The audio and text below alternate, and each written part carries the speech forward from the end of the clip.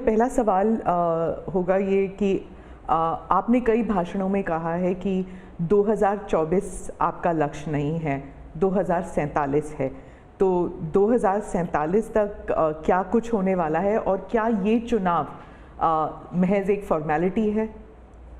मैं समझता हूँ कि 2047 को और 2024 दोनों को मिक्सअप नहीं करना चाहिए, दो अलग चीज़ें हैं। जब देश आज़ादी के 75 साल अमृत महोत्सव मना रहा था, उसी समय मैंने ये विषय सबके सामने रखना शुरू किया था, आज से 1-2 साल पहले। और मैं ये कहता था कि 2047 देश की आज़ादी के 100 साल होंगे। स्वाभाविक रूप से ऐसे जो माइलस्टोन होते हैं वो एक प्रकार से नया उत्साह भरते हैं, नए संकल्प के लिए व्यक्ति को तैयार करते हैं। और उस अर्थ में मेरा मत था कि एक मौका है, 75 साल पर हम खड़े हैं, 100 साल पहुंचने वाले हैं, इस 25 साल का सर्वाधिक उपयोग कैसे करें। हर इंस्टीट्यूशन, हर कोई अपना एक लक्ष्य बनाए। भाई मैं अपना गांव का प्रधान हूं, 2047 तक मेरे गांव में इतना तो मैं करूंगा। आरबीआई को मैं कार्यक्रम में भी गया, 90 साल का उनका कहा। तो मैंने कहा कि 10 साल बहुत महत्वपूर्ण है, आपके 100 साल होंगे, इस पर अभी से सोचिए।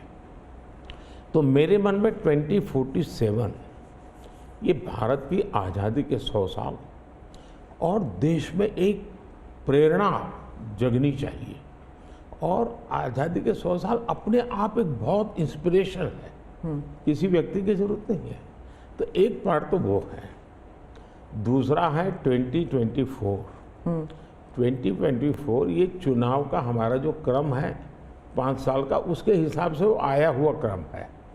और मैं मानता हूँ कि चुनाव ऑल टुगेदर डिफरेंट थिंग है। एक तरफ इस चुनाव में आप देखते हैं, लोकतंत्र में चुनाव को हमने लाइट नहीं लेना चाहिए। ये एक बहुत बड़ा महापर्व है और इसलिए मेरा तो मत है कि उत्सव के रूप में मनाना चाहिए।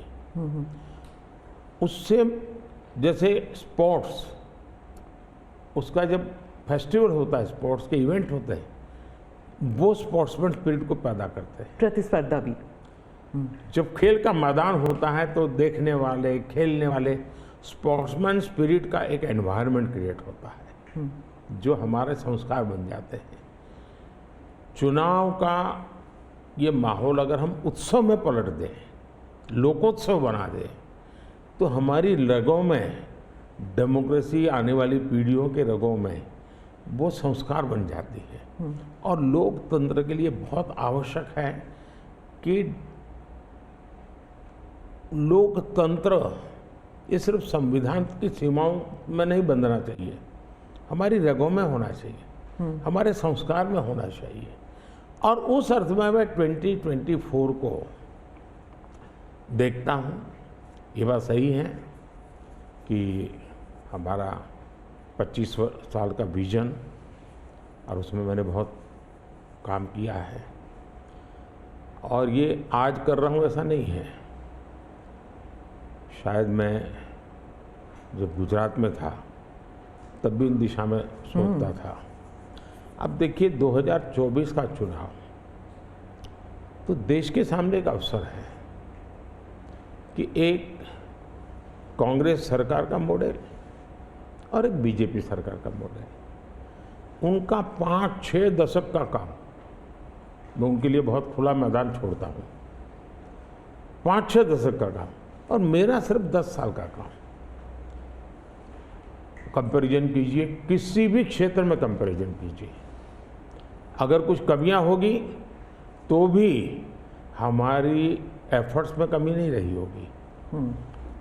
दूसरा, मुझे 10 साल में 2 साल तो कोविड की लड़ाई में जाना पड़ा और आफ्टर इफेक्ट भी बहुत था। फिर भी आज हम कंपैरेटिवली देश को स्पीड कहो, स्केल कहो, सर्वांगीण विकास की बात करें तो वो कहें, सर्वसमावेशक विकास की बात कहें तो वो देखें, हर पैरामीटर पे आपको कांग्रेस के मॉडल से एक ऐसा मॉडल नजर आ रहा है कि हाँ, इस रास्ते पर हम चलेंगे इतनी गति से, और गति और बढ़ानी है मुझे। अगले टर्म में गति भी बढ़ानी है और स्केल भी बढ़ाना है, तो वो तो मेरा लक्ष्य ही है। दूसरा, आप देखेंगे कि जब देश चलाने की देशवासी जिम्मेवारी देते हैं तो आपका सिंगल माइंडेड फोकस होना चाहिए। देश के लोग दुर्भाग्य से पहले की राजनीतिक कल्चर ने परिवार को कैसे मजबूत बनाना, परिवार की जड़ों को कोई उखाड़ न दे, उसी में शक्ति लगाते रहे। जबकि मैं देश मजबूत इसी एक लक्ष्य को लेकर के काम कर रहा हूँ। मेरी सरकार पूरी उस लक्ष्य को लेकर काम रही है। और जब देश मजबूत होता है तो हर कोई उसका बेनिफिशियरी संतोष अनुभव करता है। हाँ यार, कुछ तो हो रहा है, मेहनत तो कर रहा है, ईमानदारी से कर रहा है, इन चीज़ों का इम्पैक्ट होता है।